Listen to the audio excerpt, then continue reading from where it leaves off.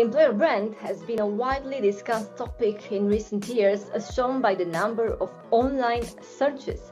In 2019, for example, a quick Google search brought up almost 5 million pages on the subject. Most of them focused on how organizations shape their identity and communicate as an employer of choice. But the story continues. What many people don't know, at least here in Romania, is where this concept comes from and the person behind it.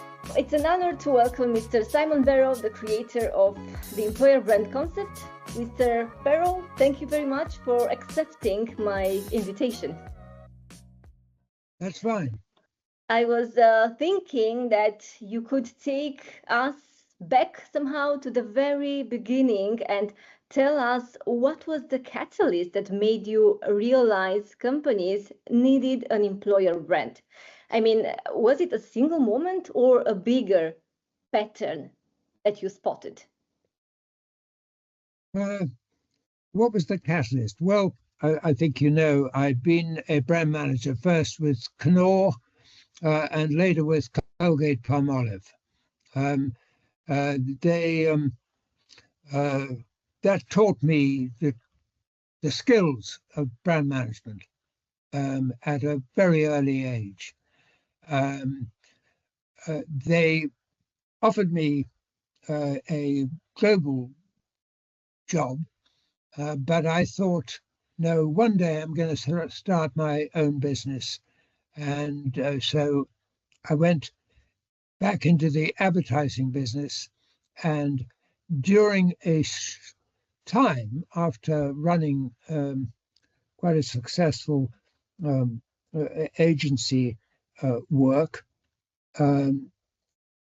I saw some work being done on recruitment, which I'd not seen before. And the way that recruitment was being handled struck me that this was breaking all the rules of good brand management.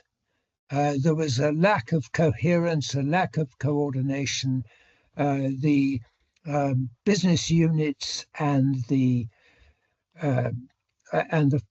functions, whether it was finance or marketing or HR, they were not working together.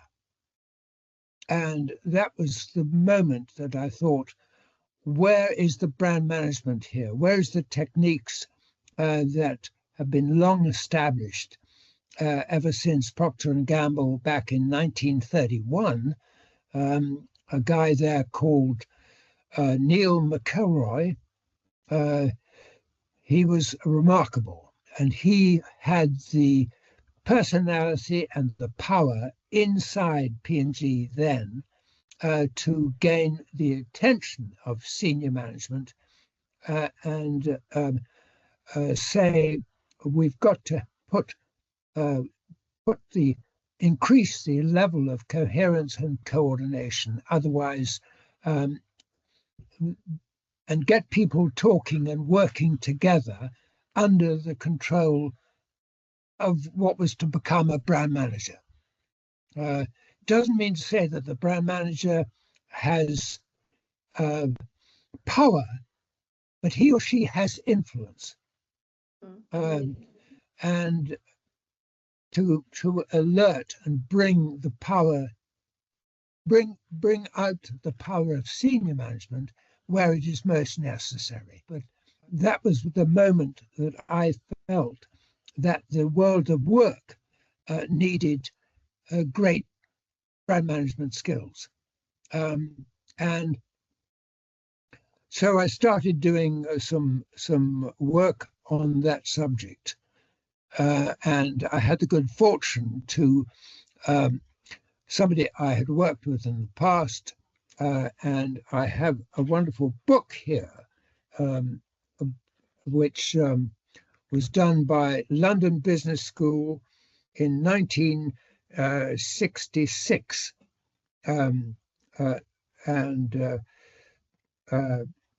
My friend, who was the head of marketing at London Business School, was called Tim Ambler. Sadly, he's no longer with us, but he's mentioning him because I owe him a great debt.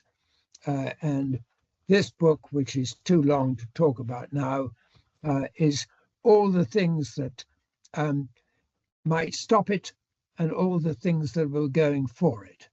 But the heart of it, and this is the biggest debt I have, is to Procter & Gamble for creating the concept of brand management in the first place. All I have done is bring, hopefully, the best of brand management to the world of work. We should consider another discussion about the book, to be honest. And I'm really glad that you outline this combination, let's say, about or between HR and marketing, because now I think that's the future, and not only the future, I think that's the thing that we are already facing. It's a mixture. When we say employer brand, it's not only about branding, or it's not only about marketing, or it's not only about HR. It's a combination, a nice and interesting mixture between all of this. Okay, and I think changing processes at work is hard, absolutely. But what helped to get the employer brand respected? I started writing and I started speaking. And my first talk was to a group of a big conference of HR people. And somebody came up to me afterwards, an HR person, and said, "That was interesting, but we don't need the flim flam of marketing anywhere near us. What are you going to do about that?" And I said, "Well, sooner or later, you guys have got to talk to marketing and trust each other, because basically you're all working for the same company and you're working to get the recruitment in better shape than it is now, and you've got to trust and work together. And if you don't, your senior management must find a way of putting what I would call a brand manager, an employer brand manager, here to make sure that you are actually working together, and to tell us as the bosses if there's a problem." It sounds very blunt, but I still get concerns that marketing and HR are not on the same wavelength. Is that something that you come across? Yeah. We have the same purpose. We are all on the same boat, indeed. Yeah. No, there are many cases where HR and marketing are working together, but with the exception, it's quite rare in this world, in employer brand area, to see people becoming chief executives. I know many people in marketing ex-brand managers who become chief executives. There's one in particular well-known man in London. He's working for Octopus Energy as chief executive. He was a brand manager at Procter & Gamble before he got this job. And he's not alone. I want to see more employer brand managers who are natural. To be a good brand manager, it's probably you've got the skills that will make a good leader. Because underneath, it's not a matter of instruction, it's a matter of relationships and understanding and having time. We aren't there yet. Not enough people who have the title employer brand manager are making it into the C-suite, and yet it needs them there. It should be a challenge for the that's a people. very big subject, and HR needs to work better and be more of to think about its own reputation and its ability to lead and demonstrate that the importance of working closely together with people you are seeing. I have a problem with the word branding. You kind of get my question, because it's always a bit confusing. People used to say employer branding manager or employer branding specialist. What is the difference, or what is the issue here? If you can explain in your perspective. Branding in the marketing in its purest sense, for a beauty product, for a particular sort of new cake, you can create, you can spin, you can make things attractive and funny and moving. That is all the great craft of advertising itself. But you cannot do that to work in the same way. Work is serious. It's about life. It's about realism. It's about money. It's about recognition. It's about being involved in something that's going to maybe change the world. And unless you have people together and working closely together, you won't achieve that. Coming back to the employer brand management or employer branding, how people used to say, my conclusion, or also an open question to you, will be that it is not correct to say that brand in particular is a brand in the definition, but branding is the process behind it. Yeah, well, it is not right approach. I never use the word employer branding. I want to use the word employer brand management. Indeed. It's the same principle as with a product.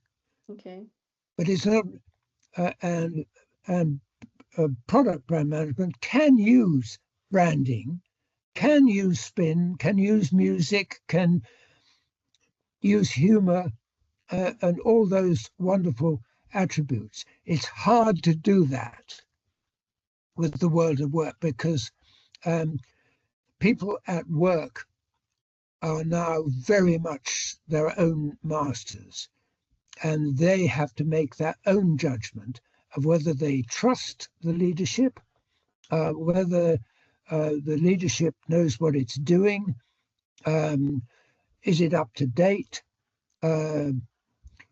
is it reading what I'm reading? How did you manage to get business leaders who were used to thinking only in terms of consumer brands just to take the concept of an employer brand seriously? I think that was I think if you know anything about brand management, it's the work of a few seconds to say, as it was for me, this needs good brand management. And if you look at the talents of good brand management, demonstrated ideally, essentially from the top. So a senior leader who knows nothing about winning the trust and the loyalty and the energy and in military terms, the risk of not being under the leadership of a great and talented superior, you don't want to stay there. Yeah, and that's what we have to learn now. If we would like to start from scratch an employer brand management or employer branding process, we need to consider top management. We need to discuss, we need to convince, we need to make them understand the whole company, the business leaders, and then to spread everything into the company and outside the world. I have another thought, which I'm working on in terms of investment decisions. Of course, you look at the numbers, you look at as much as you can at the strength of the formula or the technical aspects that the company is endeavoring to demonstrate. And of course, you look at the earnings and the winning of new work and all that. But you're also looking at whether the people. I have a theory which is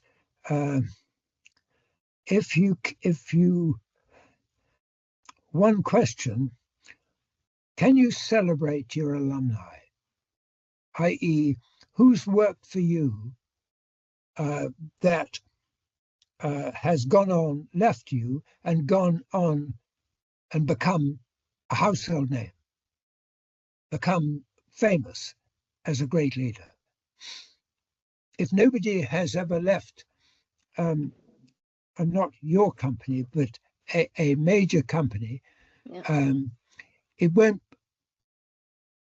stay a major company unless you can celebrate people who have gone on, had a great time with you, and then left and formed their own, become either their own company, which is great as an entrepreneur, or become a very well paid, recognized leader of a major company. If you can't do that, why should anyone with the sort of talent you need join you? It's a very good question. I mean,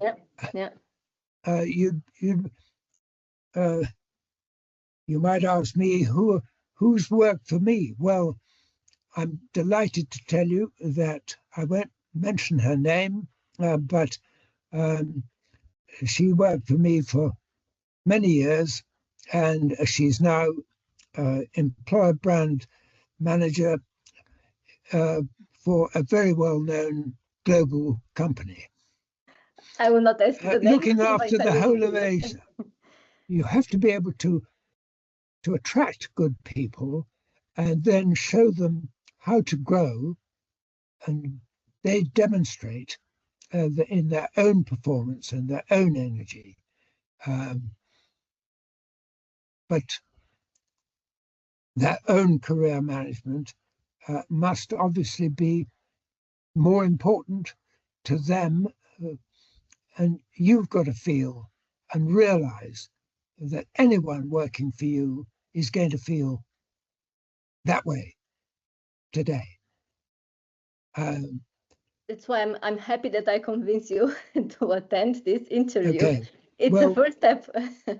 By saying executives, because I would like to continue this discussion on this topic, what do you think? What are the key messages in advising top management, mainly about employer brand? If you can name one or two key messages, something very, very important in advising chief executives? Hard to say, or just to consider one or two. But today, any chief executive who is not trusted as an individual won't last very long. To be quick-witted, to be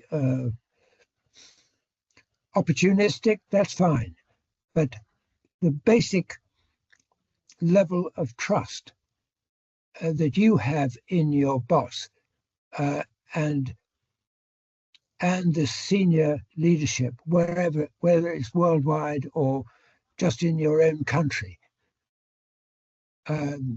That's critical. And you, today, if the level of trust, the ability to demonstrate understanding and sensitivity when it's needed, and above all, to be close to people who will tell you the truth. And that's very precious. If you cannot do that, it's unlikely that you will, A, be selected for a C-suite role.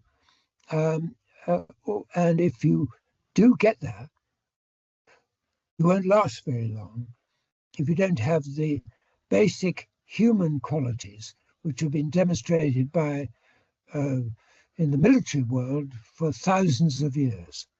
And in your view, what are the key issues facing employer brand management? Because we focus on the key messages, but now can we define some key issues when it comes to employer brand? I don't think we can expect HR to reinvent itself to become a major force which produces chief executives. Marketing does, high tech does, accountancy does, the financial world produces leaders.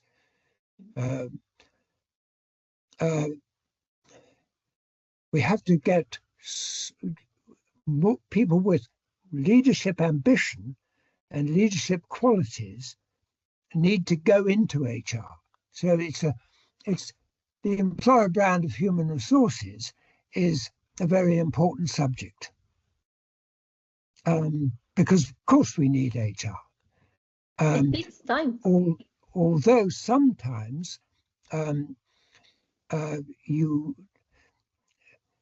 they need to be more sensitive to their own needs. Yeah. But that's one issue which is sometimes controversial. But they have to become greater figures for everybody, not just for themselves. I hope perhaps there's a chance to talk to HR people and demonstrate the best that they can be. I have great respect for outstanding HR people that I've had the privilege of working for.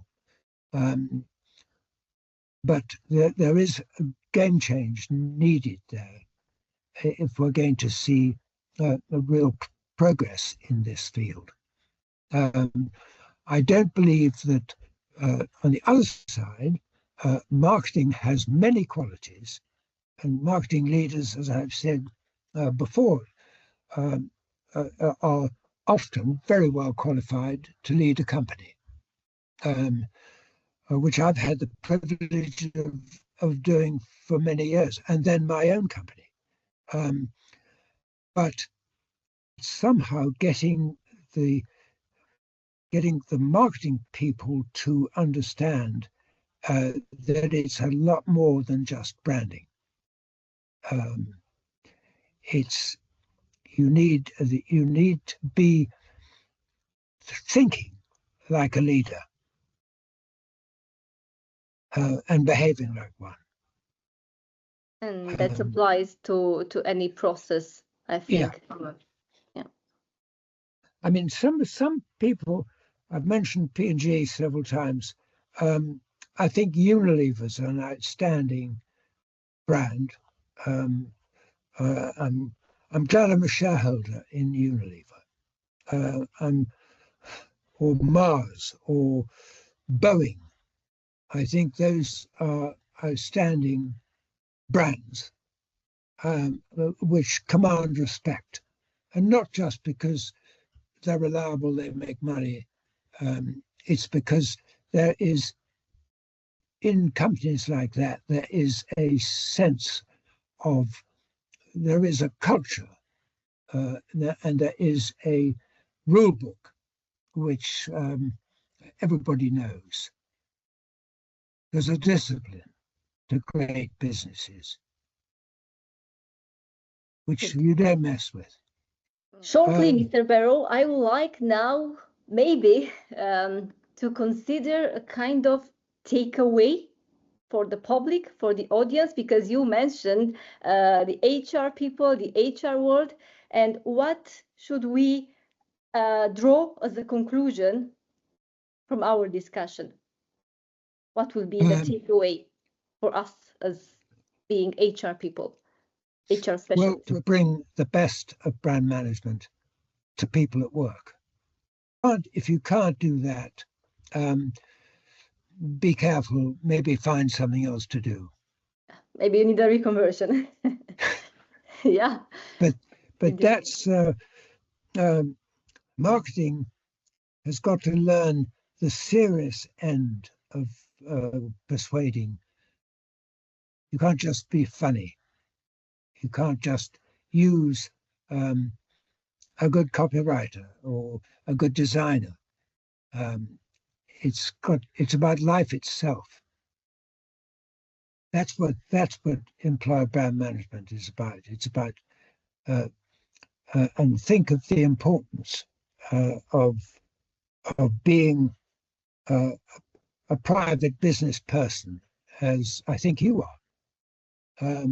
It's your income, it's your standing in your community, it's your family, and it's your friends and your network. And you have to behave in a way that earns respect and trust, which I'm sure you have. Indeed. But not everybody does. And not everybody realizes that and thinks perhaps that as long as you're clever enough, you will learn the human aspects naturally. Not everybody can do that. That's why, as a conclusion also from my side, I always like to say that it's not only or no longer about HR as human resources, but more about human relevance. And it makes totally sense, and it comes in addition to what you said before. So thank you very much once again for your dedicated time for this lesson learned, I think, because we all have something to learn when it comes to employer brand management, and mainly from this conversation. Don't forget, of course, branding, all the techniques of branding, of course they're useful and they can be used, but be very, very careful that they're only used when the basic groundwork is already in place.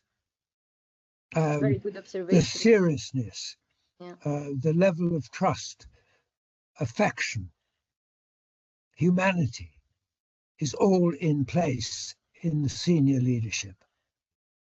That's the heart of a successful operation, whether it's in government, whether it's in the military, and in every inch of the business world. And that shines out when you've got it right, and people talk about it. I name it foundation, you name it heart, but after that we can come with the shapes. So we have the foundation, we have the heart, and then we can have the shapes. And you can take the punishment and the bad luck, providing your heart is in the right place and is recognized by a leader you would go a million miles for if you were capable. Thank you once again. Thank you very much for accepting this invitation and for having this delightful conversation. I hope we shall meet one of these days. I mean, Yes, we should. we're meeting now, but I've been to Romania and I hope to visit you.